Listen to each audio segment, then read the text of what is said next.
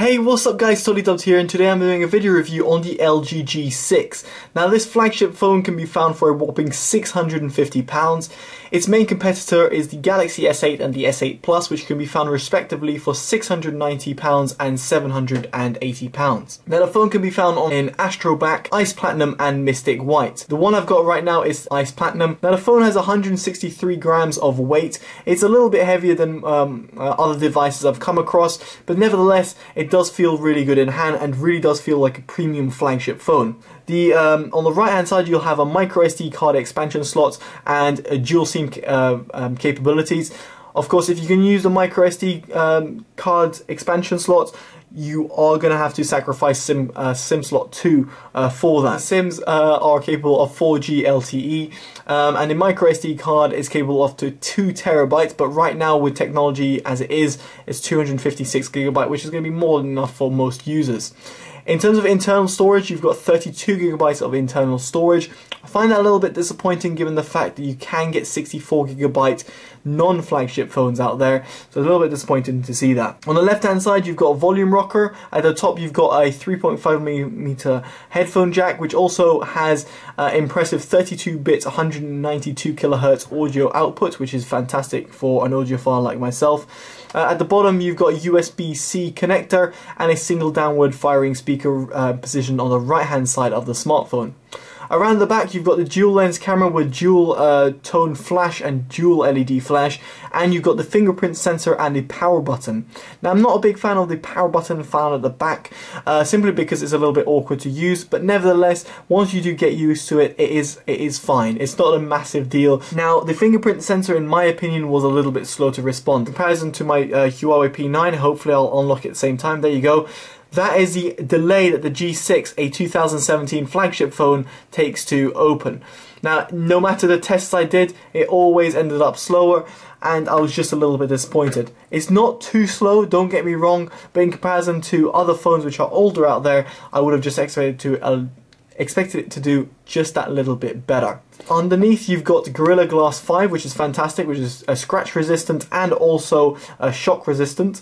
At the front, however, you've got Gorilla Glass 3. It surprises me that we've put only Gorilla Glass 3 at the front. I would have liked Gorilla Glass 5 at the front as well, but nevertheless, in order to prevent it from shocks in terms of drops and whatever, LG have very conveniently cut the corners of the screen, meaning that if you drop the phone on its side, it's not going to crack the screen. At least theoretically, that is it. I haven't done a drop test for me to try because I'm not going to risk dropping a £650 phone. As I was saying, it is a really nice phone to hold. It's perfect in terms of using for one hand. If you've got slightly bigger hands, I've got an average male hand, I'd say it's about 18 centimeters from the top to the bottom.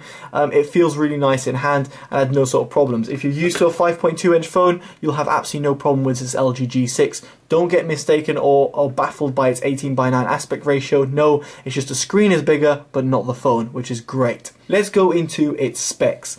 Now, first of all, Android. It's running Android 7 Nougat, which is fantastic out the box. It's 7.0. I would have liked 7.1.1 out the box. Now the UX 6 is what it's running. It's an actual interface and overlay that's on top of it. I have no problems in terms of using the software. It gives you the right sort of functionality and it's pretty intuitive for everyone to use. I should mention it has a 3300 milliamp battery inside, which performs decently. It gave me around a full day's of usage. I think around 11 hours or so via some benchmarks. It's not amazing. Other phones can do better than that. However, it's okay. It will last you the day, but if you're a heavy user, like for example myself, if you play Pokemon Go, it won't last you more than 2-3 hours, so do bear that in mind. Now moving on to the more hardcore specs, as I'd like to call it. First of all, it's CPU. Now, it's running a quad-core chip, which is the Snapdragon 821 chipset. Now, the processor is clocked at 2.35 gigahertz and 1.6 gigahertz. That's because you've got two of them combining to make a quad-core chip. Now in terms of its performance, you'll be able to see a benchmark over here of Geekbench 4. Now you can see how it compares to other devices. You can see that the G6 isn't a mind-blowing device, given the fact that it's an 821 chipset, only a quad core. When I say only a quad core, it is a slower device than others out there. Now this was also felt in terms of the overall daily usage. Numbers are just something to just base it off. However, when it comes to actual user experience, I felt that the phone was a little bit slower, not as snappier as I would like, especially for a 2017 flagship phone. I would have liked a Snapdragon 835 inside, and that is what the S8, for example, offers. But nevertheless, I would have really liked LG to address that and had that octa-core chip inside and powering it in order to compete with some of the very best, including iPhones out there. Now the 821 chip means that it very much sits identical to the Google Pixel or the Pixel XL, which is very much disappointing given the fact that that's a older device. Now moving on from that, we've got its Adreno 530 GPU. Now the Adreno 530 GPU actually did quite well, especially in terms of its optimization. LG said they did optimizations with Qualcomm with that in order to get the most out of the chip, and you can see it very much through the benchmark. It does very well in terms of its off-screen performance, and that's really what you should be looking at, because its on-screen performance is going to be noticeably worse than some of its competitors, and that's purely based on the fact that its on-screen performance is based on the fact that you have a massive amount of pixels on this LG G6 versus the other phones that you can see in that list. Its on-screen performance is going to be a little bit worse, but nevertheless it does a decent job. So if you're in terms of gaming, and especially with its screen over here, you can really game a beautiful sort of Android games on this phone. You'll have no problems gaming in terms of very high-end games, but still it is going to be limited in terms of its resolution. So do bear that in mind. If you really want to be playing at a higher FPS, maybe lower the resolution in game if you can do that. Its RAM, which is 4 GB. Now 4 GB is decent. However, when it comes to multitasking and so opening up loads of different things, I would have liked it to just be with 6 GB of RAM out the box. Again, just like the storage of 32 GB, it's not exactly that it's bad, but for a flagship phone, I would have just liked that extra little bit of RAM. Now next up, I want to talk about its camera. Now the front-facing camera is decent. It does a decent job. It's only a 5 megapixel camera with an f2.2 aperture that records at 1080p. It's decent. It's not mind-blowing. It does the job. Again, I've seen better, which is slightly a shame with the LG G3. With the LG G6, sorry, not the G3. At the back, you've got dual 13 megapixel sensors. Now, one of which runs at f1.8 aperture, and the other one runs at f2.4 aperture. Now, let me go and show you this straight away. Now, if I just exit that and come into auto mode, you'll be able to see that you've got a tree icon over here. Now, the tree icon, if you just simply tap it, you can see that it quickly changes between the two sensors. The transition is seamless. I have no sort of problems with it. And over here now you'll be able to see some test shots that I took myself using the different apertures. Now you can see the detail is really nice and high. The images come out really clear. I was very much impressed to see how the colors were expressed. You got good amounts of detail even in low light. Unfortunately I've got no low light images, but you got very nice detail, and I had no sort of complaints with its camera. However, it's not the best camera out there. So the S7, for example, had a fantastic camera, which is one of the ones to beat. The Google Pixel had a fantastic camera, and so did the Huawei P9 and P10. It is a camera that does a very good job. It's up there with the very best, but it is not the best camera out there. I would say the Google Pixel is the one which really stretches it out there. So nevertheless, its camera is good. Now in terms of its camera options, I was very impressed of how many options you got through the camera. It's potentially one of the best Android phones, or just phones just generally, to offer you so much options. Now first of all, you got photo size. The photo size you can change between resolution and the aspect ratio, which is nothing too special. The video resolution, you can record in 18:9. You can also record at 16:9. And you might be thinking, okay, well, there's not too special so far. What else has it got to offer? You've got square mode. Now, square mode is really cool in terms of if you're like an Instagrammer or if you want to have different sort of options. Now, if I go into mode, you can change it via match shot, guide shot, grid shot. It just is really cool. So you can see me right there. So I can take a photo like so, and then I can match it with this. So it's a little bit weird in terms of how it works, but essentially you can match the images and then start playing around with them. You need quite similar backgrounds, but nevertheless, all I'm just trying to say over here is that the square option is quite cool for social media purposes. Now, the manual mode is what really sets it apart from other phones out there. Now, the manual mode gives you a fantastic array of options. As you can see right there, you can see that you've got a histogram at the bottom left-hand side of the camera. You've got white balance adjustment, focus adjustment, EV, which you can also lock, ISO, and shutter speed as well, which you can change. All these options combine really well in order to giving you the best amount of options available.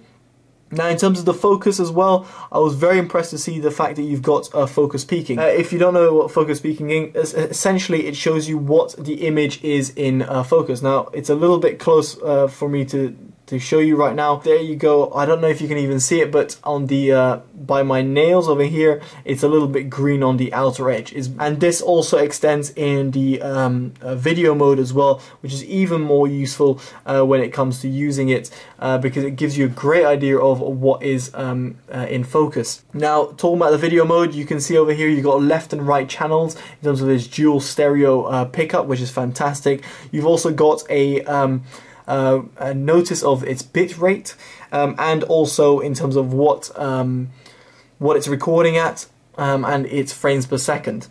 In terms of other options, you've got microphone options, which are very much thorough, white balance, manual focus again. You've got the EV, which you can lock, which again is fantastic to have for a smartphone, ISO, and also shutter speed as well. So overall, its functionalities are fantastic. I'm very, very impressed with what LG have done with their camera app. It's very thorough, and as I said before, one of the most comprehensive camera apps out there, just generally on any sort of smartphone. If you're talking about iOS, Android, or let's say old school Windows phone, it is one of the best out there. In all honesty, the camera on its whole is good, but it's not amazing. Its processor is good again, but not amazing either. So what really is good about the G6? It is its screen. Now, its screen is absolutely stunning. In terms of its resolution, it runs at 1440 times 2880. That gives it a pixel density of 564 ppi, and given the fact that it's got a 5.7-inch screen, it looks absolutely stunning. Now, it has Dolby Vision and HDR, which LG called Full Vision, and that gives you fantastic colors which are super rich, beautiful to look at, fantastic viewing angles which are also bright, amazing and sensational contrast ratios which go up to 2100 to 1 contrast ratios due to its HDR usage and dynamic use of its display. It looks stunning. However, this all draws me to its conclusion, which is pretty much where I'm going with this. In terms of its overall feel of the phone, yes, it's got a fantastic screen, yes, it looks beautiful, yes, it's got a good build quality, but it's not amazing. If you compare it to the S8, which is only very slightly more expensive, you get a curved screen, you've got a better processor, and you've got a better sensor in terms of its camera at the back. So why would you get the LG G6? So it is a good phone, don't get me wrong, but in comparison to its competition, it's got a lot to do. And unfortunately, in this case, the LG G6 hasn't cut itself any sort of slack for pricing it at £650. If it was priced like in the US at £550, I would have said yes, the G6 is worth it because it's £100 cheaper than the S8. But unfortunately, that's not the case. So if someone is spending £650 plus, I don't see why you wouldn't spend that extra little bit for £690, so £40 extra to get the S8, which performs better, looks better and feels better overall. So there we go, guys. That is my honest opinions of the LG G6. So it's a little bit of a shame because LG have provided and produced a very nice phone. It is very much was the world's first 18:9 aspect ratio phone. However, that was quickly and very short-lived given the fact that the S8 released very soon after the LG G6.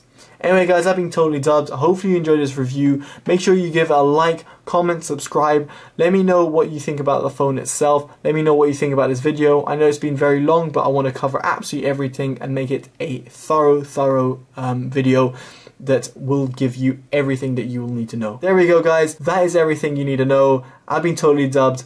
Take care and bye-bye.